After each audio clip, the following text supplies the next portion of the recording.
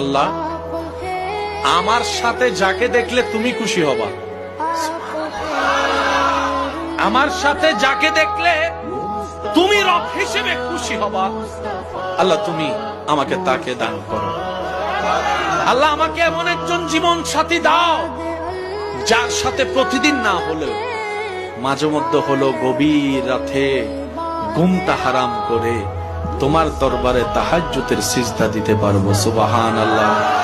আল্লাহ আমার জীবনে এমন একজন নিয়ামত দাও যে ব্যক্তিটা আমার জীবনে আসলে আমার ভাঙ্গা ঘরটাও শান্তিতে রূপান্তর হয়ে যাবে।